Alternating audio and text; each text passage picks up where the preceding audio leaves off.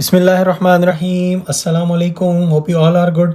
हम पढ़ रहे थे केमिस्ट्री का चैप्टर एनर्जेटिक्स और आज की वीडियो में हम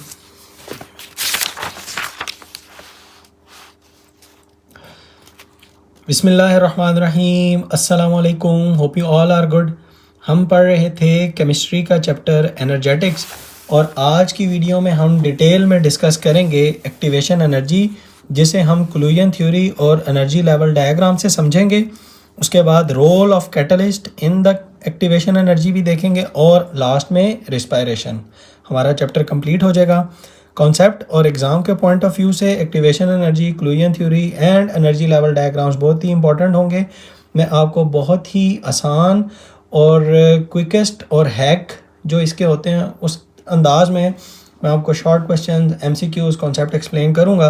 वीडियो को ध्यान से देखिएगा ताकि आपको एक्टिवेशन एनर्जी, क्लूजन थ्योरी और एनर्जी लेवल डायग्राम समझ आ जाएं और आप कॉन्फिडेंटली इन टॉपिक से रिलेटेड क्वेश्चंस को एग्जाम में अटैम्प्ट करें और अपने मार्क्स को सिक्योर करें। एक्टिवेशन एनर्जी से पहले हम क्लूजन थ्योरी समझते हैं और एक्टिवेशन एनर्जी फिर हमें खुद ही समझ आ जाएगा। क्लूजन थ्योरी हमें क्या कहती है? क्लूजन थ्योरी हमें ये कहती है कि किसी भी केमिकल रिएक्शन को होने के लिए रिएक्टेंट्स जो हैं वो लाजमी कोलाइड करें आपस में।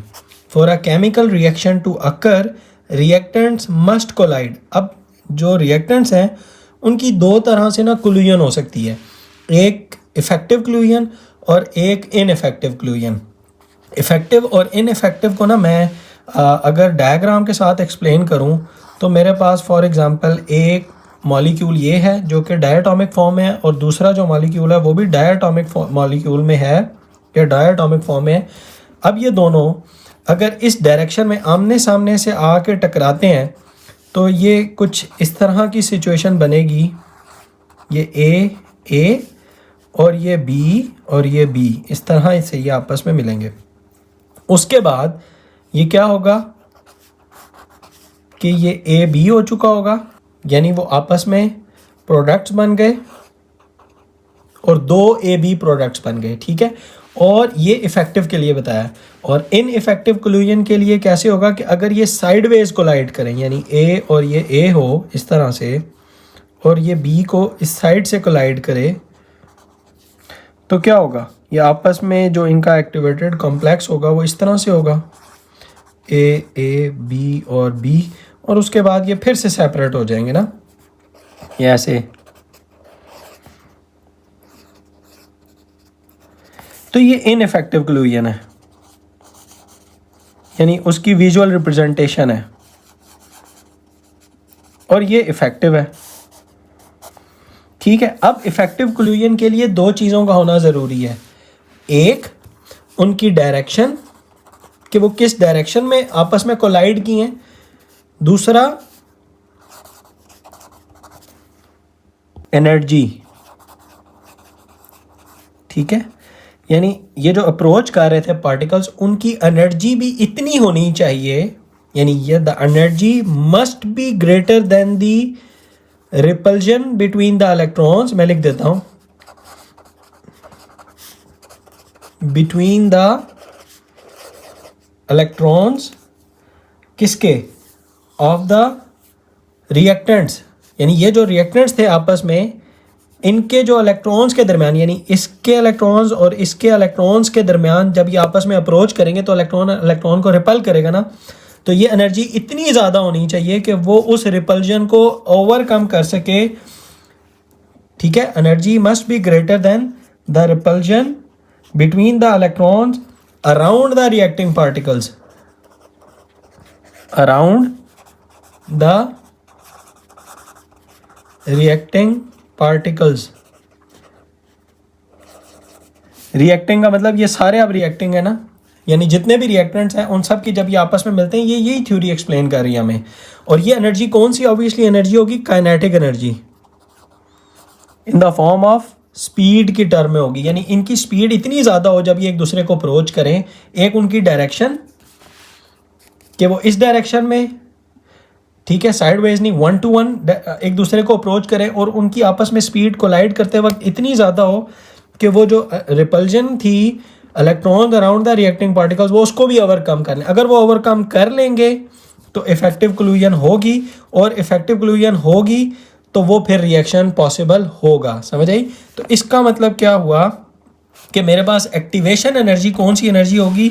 यही मिनिमम काइनेटिक एनर्जी होगी to overcome the repulsion between the electrons around the reacting particles, या आप इसको ये भी कह सकते हैं the minimum amount of energy, ये मैं दिखा भी देता हूँ, in addition to the kinetic energy. मतलब आप इसको यहाँ से ये दो कॉमर्स को ना आप इकट्ठा पढ़ सकते हैं, यानी ये अगर आप काट भी दें तो मैंने आपको बताया कि वो एनर्जी काइनेटिक ही होगी। The minimum amount of energy that particles must have an effective collision, कि पार्टिकल्स जो हैं वो इफेक्टिव कोल्यूशन करें, और अगर उसके अंदर डीप डिग डाउन करें तो आप इसको पढ़ेंगे the minimum amount of energy that the particles must have to overcome the repulsion between the electrons around the reacting particles. तो होप कि आपको ये डेफिनेशन भी क्लियर हो गई होगी। वो इसी एनर्जी की बात कर रहा था, काइनेटिक एनर्जी की बात कर रहा था, यही काइनेटिक एनर्जी है। ये क्लियर हो गई। इनइफेक्टिव कोल्यूशन भी आपको समझ आ गया, इफेक्टिव कोल्यूशन भी आपको समझ आ गया, और आपको कोल्यूशन थ्योरी भी एक्सप्लेन कर दी। एक दफ़ा फिर से कह देता हूँ, for a chemical reaction to occur reactant must collide, और वो किस तरह कोलाइड करें कि वह इफेक्टिवली कोलाइड करें, इफेक्टिव कोल्यूशन हो।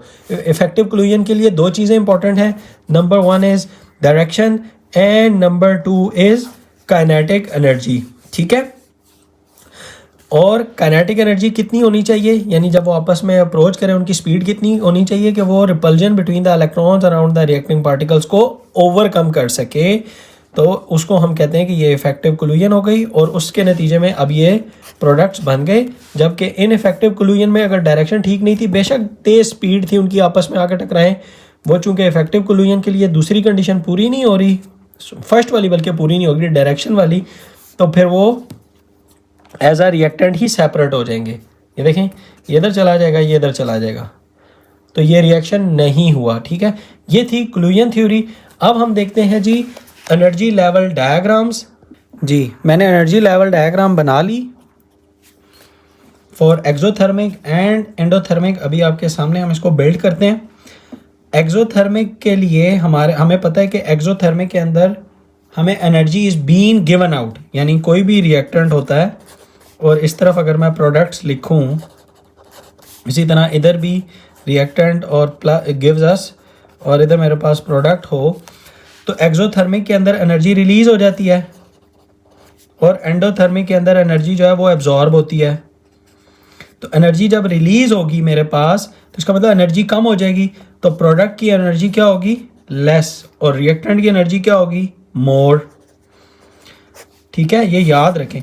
जबकि एनर्जी एब्जॉर्ब होती है तो इसका मतलब रिएक्टेंट की एनर्जी क्या होगी? लेस, और प्रोडक्ट की एनर्जी क्या होगी? मोर। तो एनर्जी लेवल डायग्राम के अंदर इस तरफ एनर्जी है, ठीक है, और इस तरफ टाइम है। एनर्जी और टाइम।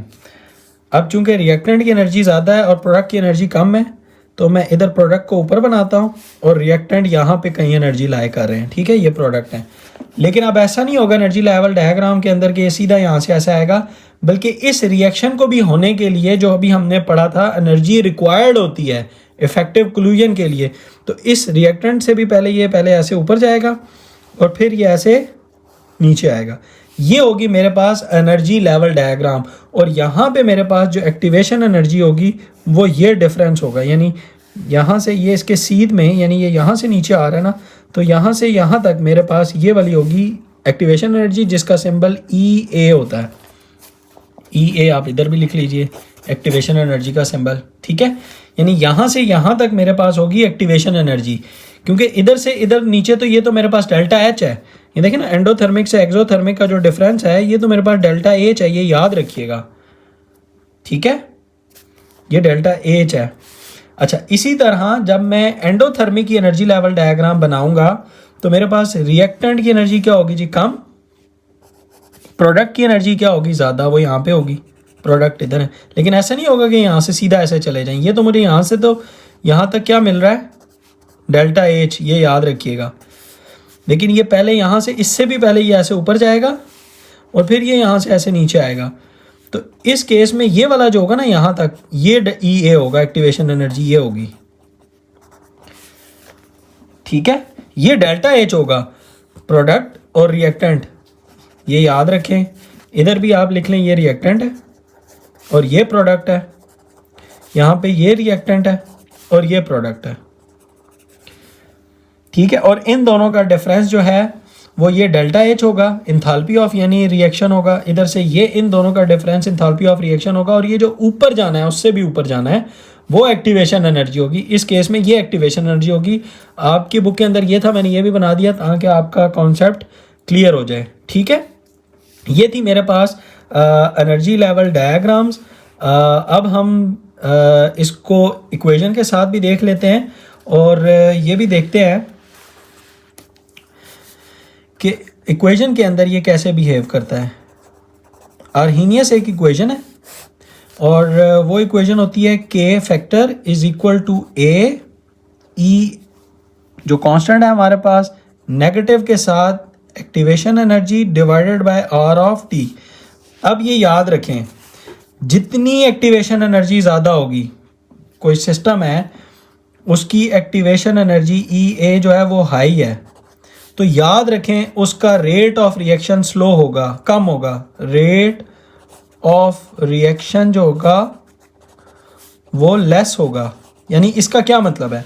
इसका मतलब यह है कि जब एक्टिवेशन एनर्जी ज़्यादा है तो जितने भी मॉलिक्यूल्स हैं उनकी ओवरऑल एवरेज की एनर्जी इतनी नहीं होगी कि वो इस एनर्जी को ओवरकम कर सकें, या इस एनर्जी को, काइनेटिक एनर्जी को ओवरकम कर सकें या इफेक्टिवली कोलाइड कर सकें। इसलिए उसका रेट ऑफ रिएक्शन जो है वो कम होगा, वो धीमा होगा, वो स्लोली प्रोग्रेस कर रहा होगा। एक तो ये हमें कॉन्सेप्ट से पता चल गया। दूसरा ये बात हम इस इक्वेशन से भी देख सकते हैं कि जो है हमारे पास वो रेट कांस्टेंट होता है, यानी किस रेट पे आपका ये रिएक्शन हो रहा है, रेट कांस्टेंट, के इज रेट कांस्टेंट। जैसे ही आपकी EA की वैल्यू बढ़ती है, देखें ना, EA की वैल्यू जो सा ये बढ़ गई, ये मतलब ऊपर का मतलब सिंबल है इंक्रीज कर गई, उससे क्या होगा, E will become more negative. Value of E ये कांस्टेंट होता है 2.71, इसकी जो वैल्यू है वो ज़्यादा नेगेटिव हो जाएगी, मोर नेगेटिव। और ये जितना नेगेटिव होगा K की वैल्यू इन रिटर्न उतनी ही कम आ जाएगी। तो क्या होगा, देन इसको इफ कर दें, then K will be less. और K क्या था, रेट कांस्टेंट, K की वैल्यू कम हुई, इसका मतलब रेट ऑफ रिएक्शन जो है वो लेस है, ठीक है। ये याद रखिए, ये इंपॉर्टेंट MCQs भी हैं कि जितनी किसी भी इक्वेशन की या किसी भी केमिकल रिएक्शन की एक्टिवेशन एनर्जी जितनी ज़्यादा होती है उतना रेट ऑफ रिएक्शन जो है वो कम होता है, वो स्लोली प्रोसीड करता है। ये आप देख भी लें, no reaction occurs if the energy of the reacting particles is lower than the activation energy.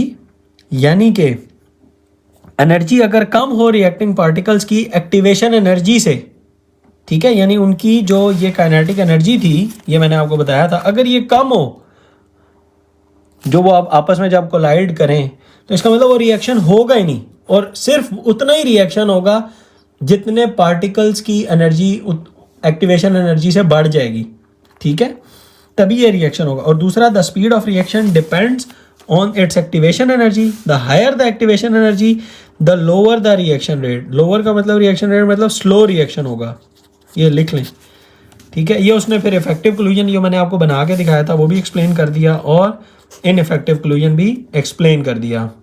अब कैटलिस्ट को देख लेते हैं कि कैटलिस्ट का क्या रोल है एक्टिवेशन एनर्जी में। हमने ये देखा है कि जो एक्टिवेशन एनर्जी है बेसिकली, या इफेक्टिव कोल्यूजन के लिए जो मॉलिक्यूल्स हैं उनकी स्पीड या उनकी काइनेटिक एनर्जी ज़्यादा होनी चाहिए, ठीक है। अगर हम किसी भी रिएक्शन को तेज़ करवाने के लिए, अगर वो एंडोथर्मिक हो, हम उसे अगर हीट दे दें, फॉर एग्जांपल मेरे पास एक ये कोई सिस्टम है जिसको अगर मैं हीट अप करूं, ये मैं कैटलिस्ट को एक्सप्लेन करने लगा हूं। अगर मैं इसको हीट देता हूं ताकि काइनेटिक एनर्जी बढ़े, और काइनेटिक एनर्जी इतनी हो जाए कि वो कम से कम ओवरकम कर ले एक्टिवेशन एनर्जी को, ताकि रिएक्शन हो, ठीक है ना। और वो हो सकता है कि मैं उसको इतना हीट अप कर दूं या उसका टेम्परेचर इतना ज़्यादा हो जाए कि जो प्रोडक्ट बने वो उस टेम्परेचर के अंदर सर्वाइव ही ना कर सके और वो टूट जाए। यू सी फॉर एग्जांपल मैंने एक बनाया रिएक्टेंट था मेरे पास, वो उसको मैंने प्रोडक्ट बना लिया और इसका जो है वो टूटने का टेम्परेचर ही 300 डिग्री सेल्सियस है। मैं हाइपोथेटिकल एग्जांपल ले रहा हूँ और मैंने इस रिएक्शन को करवाने के लिए एनर्जी दे दे के इसको मैंने 300 तक खुद ही पहुँचा दिया ताकि ये रिएक्शन तो हो ना, ताकि काइनेटिक एनर्जी मॉलिक्यूल्स की इतनी बढ़े और इतनी इफेक्टिव कोल्यूजन हो ताकि वो ई को ओवरकम करे और वो रिएक्शन शुरू हो। और जैसे ही वो रिएक्शन शुरू होगा वो प्रोडक्ट टूट जाए क्योंकि वो उस टेम्परेचर में ही पड़ा हुआ है और वो सर्वाइव ही ना कर सके। इसका मतलब कि हमें एक न्यू मैकेनिज्म बनाना पड़ेगा या ऐसा तरीका ढूंढना पड़ेगा जिससे हम अगर एक्टिवेशन एनर्जी को मीट अप नहीं कर सकते, काइनेटिक एनर्जी को बढ़ा के एक्टिवेशन एनर्जी को नहीं कर सकते, तो हम एक्टिवेशन एनर्जी को कम कर लें। समझ आ रही है? एक तो ये तरीका ना, मैं काइनेटिक एनर्जी इतनी बढ़ाऊं कि एक्टिवेशन एनर्जी को ओवरकम करे ताकि रिएक्शन हो। दूसरा ये कि मैं एक्टिवेशन एनर्जी कम कर लूं। और यहाँ पे रोल आता है कैटलिस्ट का, कि कैटलिस्ट बेसिकली क्या करता है। वो 3 काम मैं लिखता हूँ तरतीब से।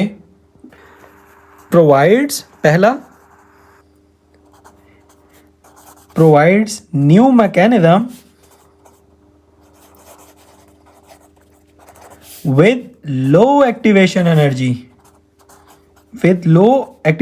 ऐसा कैटलिस्ट एक ऐसा मैकेनिज्म दे देता है हमें जिसकी एक्टिवेशन एनर्जी जो है वो लो होती है। एक्टिवेशन एनर्जी लो हो जाने की वजह से हमारे पास स्पीड ऑफ रिएक्शन तेज हो जाता है, हाई हो जाते हैं। अच्छा, अब ये भी याद रखें कि कैटलिस्ट उस रिएक्शन के अंदर जाता ज़रूर है, समटाइम्स जिस स्टेट में गया है उसी स्टेट में वापस आ जाता है। समटाइम्स वो अपनी सॉलिड है तो लिक्विड में चेंज हो जाता है, समटाइम्स सॉलिड फॉर्म में गया है तो पाउडर्ड फॉर्म में वापस मिलेगा, लेकिन पूरे का पूरा वापस मिलेगा। रिएक्शन के साथ खुद में इन्वॉल्व नहीं करता और हमें पूरे का पूरा वापस मिल जाता है। सिर्फ क्या करता है, न्यू मैकेनिज्म और एक्टिवेशन एनर्जी को कम कर देता है। ये बात मैं आपको पहले एक्सप्लेन कर देता हूँ एनर्जी लेवल डायग्राम से। फॉर एग्जांपल मेरे पास अभी एक्सोथर्मिक के लिए हमने एनर्जी लेवल डायग्राम देखी थी कि वो ऐसे होती है, क्या ना, ये रिएक्टेंट है और प्रोडक्ट की एनर्जी कम होती है वैसे ही। अब ये था मेरे पास activation energy for this reaction. अब ये पूरी इतनी ज़्यादा एक्टिवेशन एनर्जी थी, अब इसको कम करना है। Provides new mechanism with low activation energy, ठीक है। उससे क्या करेगा वो, इसका जो ग्राफ है वो आपको ऐसे दिखेगा, ऐसे। अब ये हो गई मेरे पास एक्टिवेशन एनर्जी, ये मैं ब्लैक पेन के साथ लिखता हूँ। ये मेरे पास हो जाएगी EA, ठीक है, एक्टिवेशन एनर्जी विद कैटलिस्ट, जबकि ये क्या थी, एक्टिवेशन एनर्जी थी विदाउट कैटलिस्ट,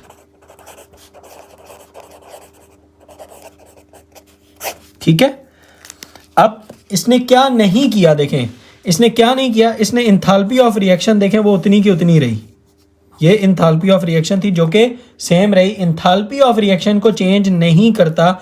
ये भी आप पॉइंट इसमें ऐड कर लीजिए कि इंथैल्पी ऑफ रिएक्शन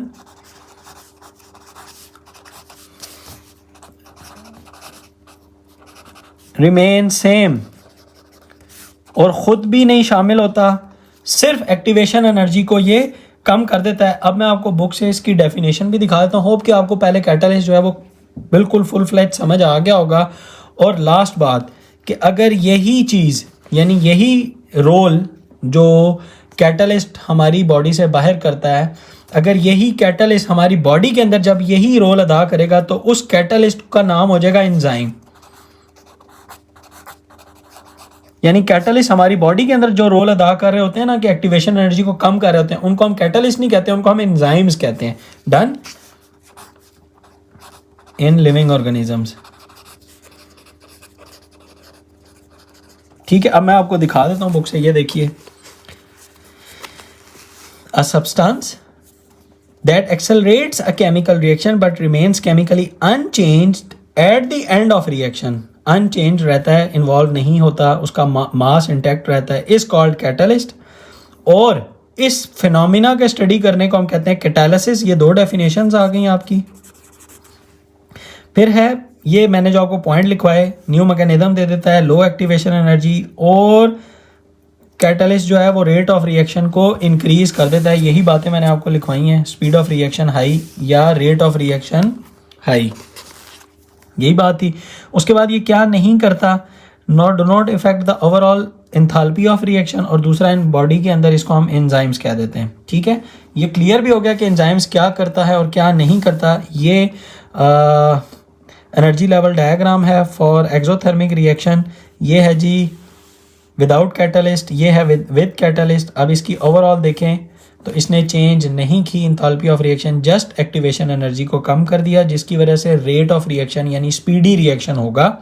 और हमें उन रिएक्शंस के अंदर जहाँ पे टेम्परेचर को बढ़ाना पड़ता था ताकि हम मॉलिक्यूल्स की काइनेटिक एनर्जी बढ़ाएं to overcome the activation energy, वहाँ पे हमने एक्टिवेशन एनर्जी को ही कम कर लिया ताकि जितने भी मॉलिक्यूल्स हैं वो कम टेम्परेचर के अंदर ही उस एनर्जी को ओवरकम कर सकें। क्लियर हो गया आपको ये टॉपिक भी। नेक्स्ट टॉपिक है मेरे पास रेस्पिरेशन। ये एक जो टर्म है ना, एक कॉमन आम बच्चों के अंदर और स्टूडेंट्स के अंदर ना ये एक चीज़ होती है कि शायद रेस्पिरेशन जो है वो सांस लेने को रेस्पिरेशन कहते हैं। नहीं, रेस्पिरेशन सांस लेना नहीं होता, बल्कि ये एक बायोकेमिकल प्रोसेस है। ये याद रखें, ये एक बायोकेमिकल प्रोसेस है जिसके अंदर एनर्जी रिलीज होती है। यानी अगर हम इसको डीप डिग डाउन करें तो यानी ग्लूकोज को जब आप ऑक्सीडाइज करते हैं, ऑक्सीडाइज का मतलब ऑक्सीजन के साथ रिएक्ट करवाना या ऑक्सीजन उसे देना, तो तब हमें जो सा एनर्जी मिलती है। ठीक है, जब ग्लूकोज ऑक्सीडाइज होता है, यानी इस रिएक्शन रेस्पिरेशन के अंदर क्या होता है, glucose is oxidised in human या in living organisms to give energy is called respiration. ये एक बायोकेमिकल प्रोसेस है, ये सांस लेने का अमल नहीं है। रेस्पिरेशन याद रखिए, फिर कह रहा हूँ, आम स्टूडेंट्स ये समझते हैं कि शायद इसमें हम सांस लेते हैं। नहीं, रेस्पिरेशन एक बायोकेमिकल प्रोसेस है जिसके अंदर हम ये स्टडी करते हैं कि एनर्जी कितनी रिलीज हो रही है फ्रॉम फूड। ये याद रख लें, या फूड का क्या मतलब है, ग्लूकोज को ऑक्सीडाइज करते हैं और उससे कितनी हमें एनर्जी मिलती है। क्लियर हो गया आपको ये। और ये याद रखें, जो एनर्जी का मिलना है ये एक एक्सोथर्मिक रिएक्शन है ना, क्योंकि एनर्जी हमें मिल रही है, तो ये एक्सोथर्मिक प्रोसेस हुआ। Respiration is an exothermic process. ये तीसरा हो गया इसका पॉइंट। डन। अच्छा, अब जो रेस्पिरेशन है ये दो तरह की होती है, एरोबिक रेस्पिरेशन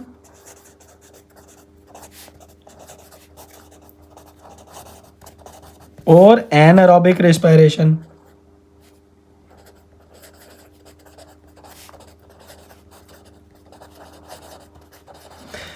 एरोबिक रेस्पिरेशन वो रेस्पिरेशन होती है जिसके अंदर ग्लूकोज जो सी है वो रिक्वायर्ड होती है। ठीक है, यानी कि ग्लूकोज, अगर मैं इसका फार्मूला ही लिख दूं आपके पास, या ग्लूकोज ही लिख दूं, glucose plus oxygen gives us carbon dioxide plus water plus energy. ठीक है, जबकि एनारोबिक रेस्पिरेशन के अंदर ऑक्सीजन रिक्वायर्ड नहीं होती। ठीक है, और वो कैसे होगा मेरे पास, उसकी इक्वेशन क्या होती है, वो डायरेक्ट याद रखिएगा, इसको ग्लाइकोलाइसिस भी कहते हैं, यानी लाइसिस का मतलब होता है टूटना। ठीक है, तो ये क्या होगा, ग्लूकोज जो है वो टूटेगा, gives us lactic acid, lactic acid बनेगा प्लस एनर्जी हमें मिल जाएगी।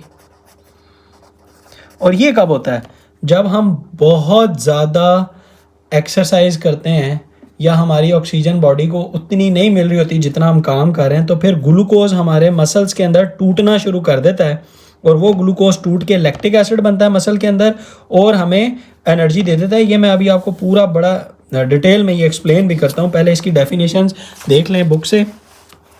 Respiration that requires oxygen to break down glucose to release energy, equation आ गई। Anaerobic respiration that does not require oxygen to break down glucose and release energy is called anaerobic respiration। अब ये याद रखिए कि ये जो एनर्जी हमें मिलती है, इस एनर्जी से बहुत ज़्यादा होती है। एनर्जी का एक यूनिट होता है ATP, मैं उसमें नहीं जाता, बस ये याद रखिए कि इस केस के अंदर एरोबिक रेस्पिरेशन के अंदर हमें 36 ATP यानी यूनिट्स ऑफ एनर्जी मिलती है, जबकि ग्लाइकोलाइसिस में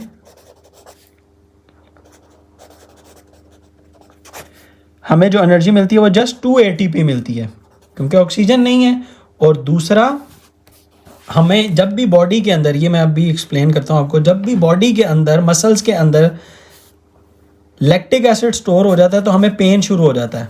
अब आपने देखा होगा कि हम अगर स्प्रिंट रनिंग कर रहे हैं, बहुत तेज़ भाग रहे हैं, उससे क्या होता है कि हमारी बॉडी को उतनी ऑक्सीजन नहीं मिल रही होती जितनी चाहिए होती है ना, तो हमारी बॉडी वहाँ पे जो मसल के अंदर ग्लूकोज पड़े हुए हैं ना, उसी को तोड़ना शुरू करते हैं, तो और हमारे मसल के अंदर लैक्टिक एसिड स्टोर होना शुरू हो जाता है और हमें वहाँ से एनर्जी मिल जाती है, जो हम उस टाइम स्प्रिंट रनिंग कर रहे हैं या जो हैवी एक्सरसाइज कर रहे हैं वो उसको ओवरकम करता है। ये हमारी कुदरत का निज़ाम है, अल्लाह सुब्हानहू व तआला का निज़ाम है कि हमें उस टाइम वो पूरी एनर्जी दे देता है। अच्छा, अब उसके बाद आपने देखा होगा कि हम बहुत देर तक सांस लेते रहते हैं, एक्सरसाइज के ख़त्म करने के बाद भी उस ऑक्सीजन जो हम उस टाइम लेते रहते हैं ना, हमारा सांस जो फूला रहता है, उसको कहते हैं ऑक्सीजन डेट। Oxygen date. अब ये ऑक्सीजन हम कब तक, यानी तेज़ तेज़ सांस कब तक लेते रहते हैं, जब तक ये लैक्टिक एसिड वापस ग्लूकोज में कन्वर्ट नहीं हो जाता। अब ये कैसे कन्वर्ट होता है, ये भी अल्लाह सुब्हानहू व तआला का बड़ा ज़बरदस्त एक फिनोमेना है, वो भी मैं आपको एक्सप्लेन कर देता हूँ। अब हमारी बॉडी में देखें, मसल में पेन शुरू हो गया क्योंकि लैक्टिक एसिड स्टोर हो गया उस मसल में। अगर हम भाग रहे हैं तो टांगों, चूँकि ज़्यादा मोस्टली वर्क कर रही थी ना, तो टांगों के मसल्स के अंदर लैक्टिक एसिड स्टोर हो जाएगा, ठीक है, मोस्टली, बाकी भी पूरी बॉडी के अंदर होगा। अब इस लैक्टिक एसिड ने ग्लूकोज में कन्वर्ट होना है वापस। वो कैसे कन्वर्ट होगा कि लैक्टिक एसिड से पहले जो लैक्टिक एसिड है वो मसल्स के थ्रू पहले ब्लड में जाएगा और ब्लड से ये लिवर में जाएगा, ठीक है। और लिवर के अंदर, ये अगर मैं लिख भी दूँ यहाँ पे, लैक्टिक एसिड जो सा है वो मसल्स के अंदर है अभी, और वो फिर जा रहा है, शामिल हो रहा है ब्लड के अंदर, और ब्लड उसको लेके जा रहा है लैक्टिक एसिड को लिवर के अंदर, और लिवर के अंदर, लिवर जो है हमारा उस लैक्टिक एसिड को चेंज करता है ग्लूकोज के अंदर, और वो ग्लूकोज फिर वापस ब्लड में भेज देता है, और वहाँ से वो ब्लड से फिर जो है ना, मैं इसको ऐसे बनाता हूँ, वापस मसल्स के अंदर आ जाता है, और उस मसल्स के अंदर फिर दोबारा से ये ऑक्सीजन उसको कन्वर्ट कर देता है एनर्जी के अंदर, और जो रिमेनिंग ये ATPs थे वो हमें मिलते हैं। समझ आया आपको ये बात? वापस मसल के अंदर आएंगे, मसल्स के अंदर हमारे पास आ जाएगा ग्लूकोज, और वो ग्लूकोज वापस एरोबिक रेस्पिरेशन करेगा, एरोबिकली रेस्पायर करेगा, और हमें और एनर्जी फिर मिलेगी जो यहाँ पे नहीं मिली थी, यानी यहाँ पे 36 थी, ये 2 ATP थी। और इस पूरे साइकिल को, ये जो मैंने आपको एक्सप्लेन किया, इसको आप कोरी साइकिल भी कहते हैं। अच्छा, बुक के अंदर ना थोड़ा सा सही नहीं लिखा हुआ, ये थोड़ी सी कन्फ्यूजन क्रिएट कर रहा है। वो क्या लिखा हुआ है? Lipids are the important substances for building our body, they also act as reserve energy sources, lipids can store very large amount of energy. याद रखिए, इन आवर बॉडी, यहाँ तक तो ठीक है, यहाँ से सही नहीं है। When you exercise intensively, the oxidation of glucose is not enough for energy at this stage. Lipids are oxidized for energy. Lipids are never oxidized for energy. जब आप स्लो वॉक कर रहे होते हैं ना, तब आपके फैट्स खुलते हैं। Lipids are basically the fats, ये याद रखें। ये जब आप स्लो वॉक करते हैं तब आपके ये घुलते हैं, और ये वैसे भी कह रहा है कि लिपिड्स आर ऑक्सीडाइज्ड, और ऑक्सीडाइज्ड तभी होगा जब वहाँ पे ऑक्सीजन होती है। जब ऑक्सीजन नहीं थी तब तो लैक्टिक एसिड ही बन रहा था ना। अब इसने यहाँ भी ये लिख दिया कि जब नहीं होती तो फिर वहाँ पे लिपिड्स से के जरिए हम एनर्जी लेते हैं, और आखिर में लिख देता है जी लिपिड्स आर ऑक्सीडाइज्ड। तो ये बात थोड़ी सी सही नहीं है। अब जब आप ये याद रखें, जब आप स्लो वॉक करते हैं, जो ओरिजिनल फिनोमेना है वो एक्सप्लेन कर रहा हूँ, जब आप स्लोली वॉक करते हैं तब आपके फैट्स घुलते हैं। आपने देखा भी होगा कि जो थोड़े से बल्कि लोग होते हैं उनको डॉक्टर कहते हैं आपने तेज़ रनिंग नहीं करनी, आपने स्लो वॉक करनी है, ताकि आपके वहाँ पे फैट्स जो है ना वो कन्वर्ट हों, ठीक है। ये याद रखें, अगर किसी बंदे ने अपना फैट कम करना है तो वो स्लो वॉक करेगा, ना कि वो स्प्रिंट रनिंग करेगा, ठीक है। स्प्रिंट रनिंग के अंदर तो ग्लाइकोलाइसिस का प्रोसेस शुरू हो जाता है, देखें केमिस्ट्री को पढ़ रहे हैं, इसका यही मकसद है ना कि हम समझें पहले चीज़ों को, ठीक है। तो जब आप स्लो वॉक करते हैं तो स्लोली वॉक के अंदर भी हमारा जो थोड़ा थोड़ा सा सांस फूल रहा होता है ना, ये शायद उसके लिए ये बात कर रहा हो, लेकिन होप कि अब आपको ये चीज़ समझ आ गई होगी, ठीक है। ये था आज का टॉपिक जो कि मैंने क्लियर कर दिया आपको। होप कि आपको ये तमाम टॉपिक्स भी समझ आ चुके होंगे। वीडियो को लाइक कर दें, अपने दोस्तों के साथ ज़रूर शेयर कर दें ताकि उनका भी फ़ायदा हो जाए। कमेंट करें, मैं आंसर कर दूंगा, और मज़ीद कॉन्सेप्ट्स के लिए चैनल को भी सब्सक्राइब कर दें। मिलते हैं नेक्स्ट चैप्टर में केमिकल इक्विलिब्रियम के साथ, तब तक के लिए अल्लाह हाफिज़।